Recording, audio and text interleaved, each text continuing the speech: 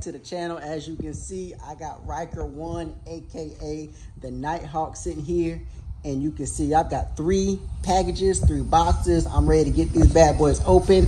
Actually, I'm only going to open 2. I'm going to save 1 for later. So for now, let's get the 2 boxes open. Let's get an unboxing and an install, and yeah, let's just jump into it.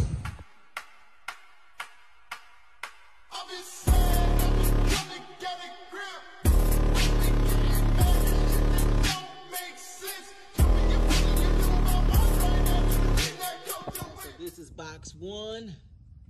Everything's looking good, and to really show you what this thing is, here is box number 2. Yes, sir. So today, this is what we're going to install. Hopefully it's not that hard. Looks like just add in a couple of bolts. So let's go ahead and hop into it.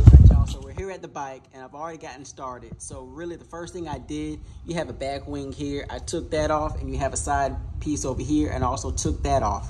As you can see, I took this shaped bar and I put it back here with these 2 screws.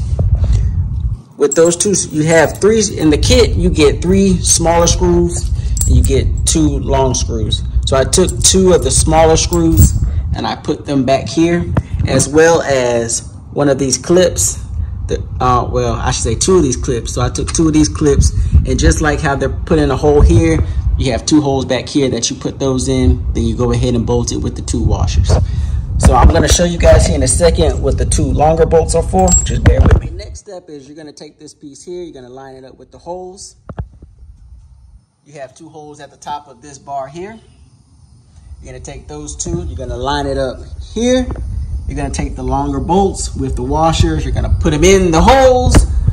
Put them in the holes, and then you're going to go ahead and screw it on down. And by the way, I'm using a T30 tip.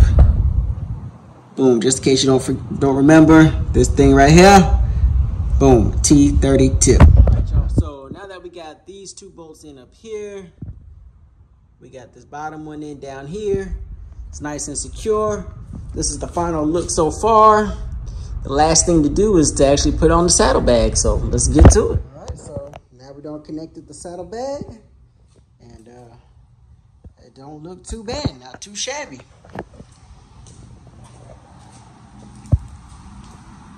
So you guys stay tuned for the review, but for now, that's the install, that's the unbox, and we'll see you guys next time.